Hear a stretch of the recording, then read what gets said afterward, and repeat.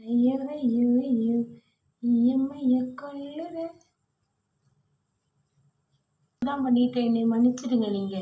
நீங்க என்ன வேணாலும் பண்ணுங்க. அப்பா கல் விழுந்தது. இப்போ ஷாக் ஆயிட்டு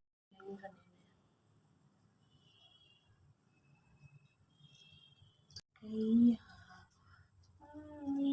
வேண்டும் வந்துட்டு